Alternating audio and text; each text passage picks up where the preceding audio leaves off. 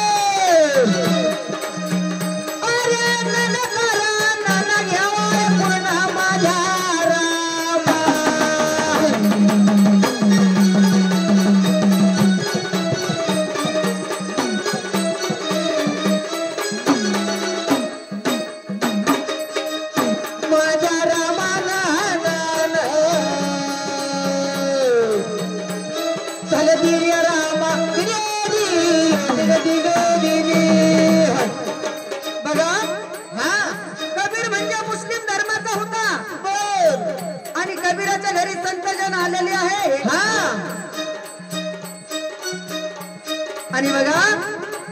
कबीर त्या कबीराच्या बायकोला काय म्हणतो काय कबीर बोलतो त्या नारीला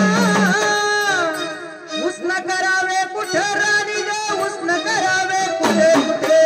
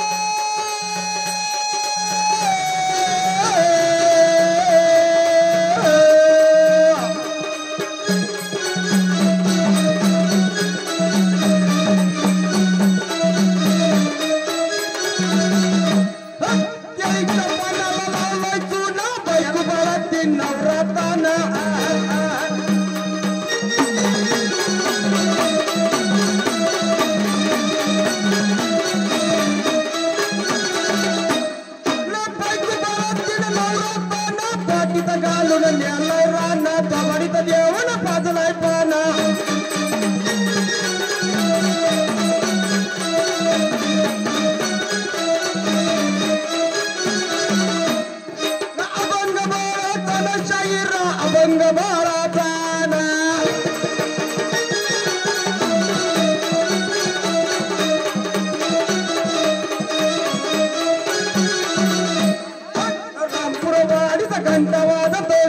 पंडित हसणार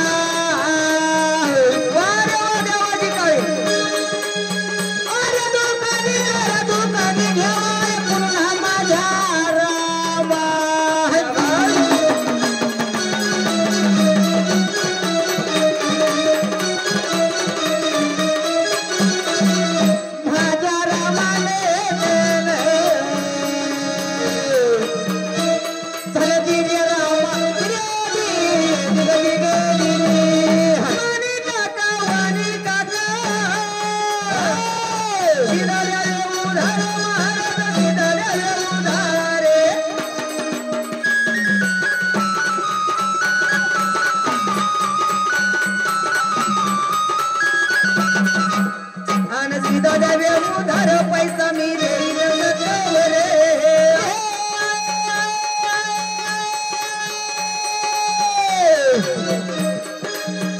अरे उदार कर उदार हरे रामा रामा माझा रामा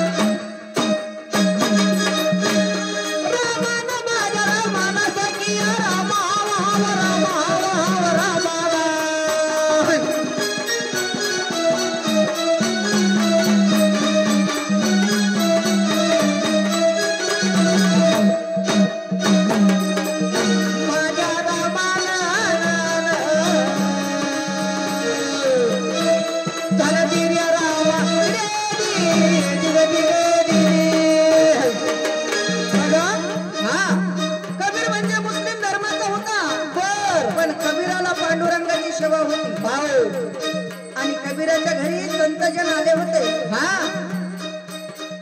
कबीराला वाटलं आपल्या घरी काही नाही जाय आणि तिथून उष्णपासन घेऊन ये कबीराच्या घरी काही नव्हतं बघा कहा गए तो कहीं नहीं क्या लाए तो कुछ भी नहीं आम्ही रात्रभर जरी आरडो वरडो तर तुमच्या लक्षात बसतं का नाही बाबा तुमच्या लक्षात बसलं का काय चालू आहे चालू नाचलं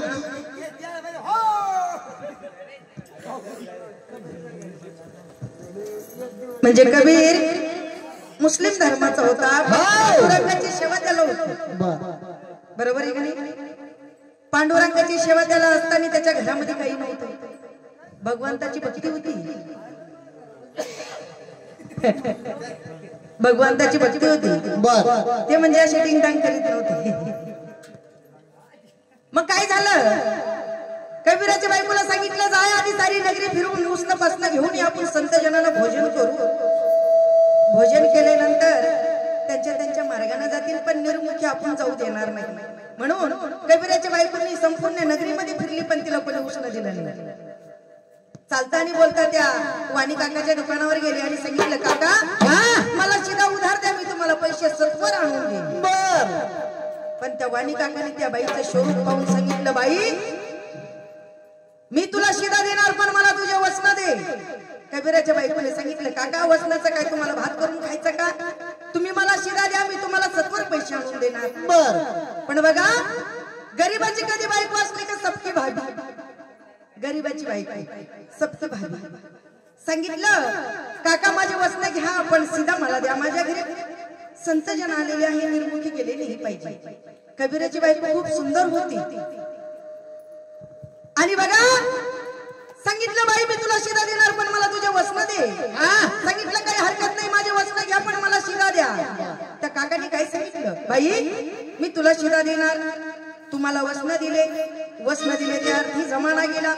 आधी जाती वाचा नंतर जातो प्राण बाई वचनामध्ये तुला गुंतून घेतलेला आहे रात्री 12च्या टायमाला माझी मनाची मनोकामना पूर्ण करायला तुला यावं लागेल काय सांगितलं त्या वाणी काकांना पैशाच्या जोरावर बरं का पैसा पण पैसा हा लय दिवस टिकत नसतो सांगितलं काही हरकत नाही पण संत जन कधी निर्मुखी गेले तर त्यांचं पातक माझ्या डोक्यावरती लागणार माझ्या स्थिरावरती त्यांचं पातक लागणार मी निर्मुखी जाऊ देणार नाही काही हरकत नाही काका मी रात्री 12च्या टायमाला तुमची मनाची मनोकामना पूर्ण करायला येईल शिदा घेऊन नार निघाली चौका बाहेर महाराज चौका बाहेर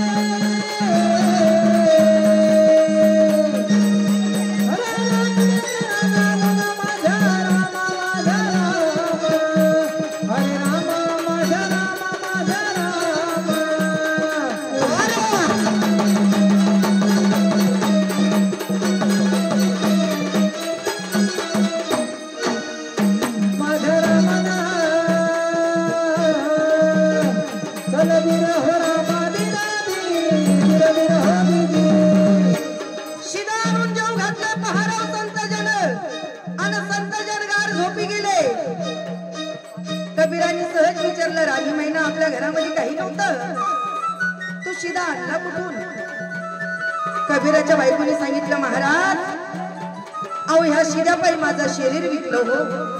माझं शरीर विकलं हे कसं सांगितलं त्या वाणी काकाला मी वचन दिले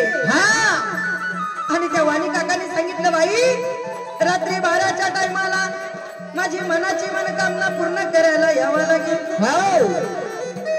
कबीराने सांगितलं काही हरकत नाही बघा कबीराने सांगितलं काही हरकत नाही आपण सत्य बोलणारे, सत्य चालणारे, परमेश्वराच्या आज्ञेमध्ये वागणारे आहोत. जाय आणि त्याची मनाची मनोकामना पूर्ण करून ये. आता कोणी म्हणेल का? नाही. तेव्हा सत्य बोलणारे होते, सत्य चालणारे होते, परमेश्वराच्या आज्ञेमध्ये वागणारे होते. कबीराच्या बायकोने सांगितलं, महाराज तुम्ही मला सांगितलं जा आणि त्याची मनाची मनोकामना पूर्ण करून ये. पण महाराज रात्र अंधेरी आहे, पाऊस येत आहे, मी कशी जाऊ शकतो? कबीराने बायको खांद्यावर घेतली. रात्र अंधेरी काळुंकी झुकली. पाणी येत थुई थुई महाराज, पाणी येत थुई थुई ना.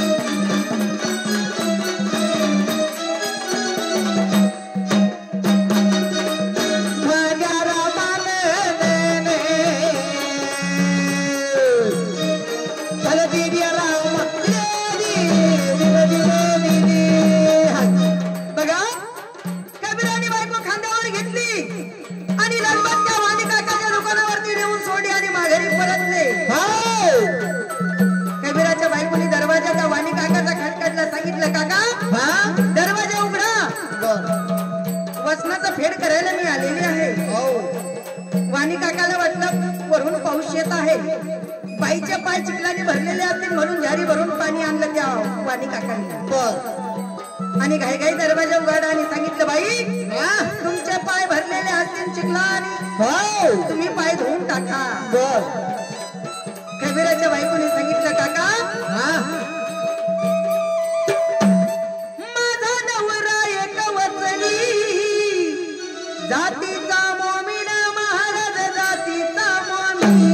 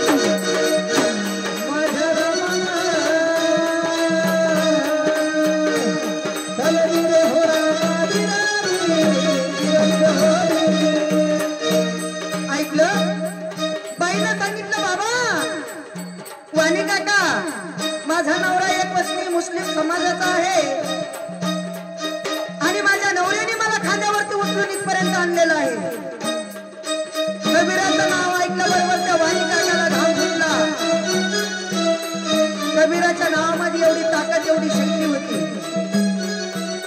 आणि त्या काकाने काय केलं बाईचे चरण धरले सांगितलं माई मला माफ करा हो माझ्याकडून लई मोठी गलती झाली मी लई मोठा गुन्हा केला मी तुमच्या लेकराप्रमाणे आहे तुम्ही माझ्या आई प्रमाणे आहात सारी तुळीची रे बोलवण केली ऐका त्याची वाणी महाराज ऐका त्याची वाणी वाणी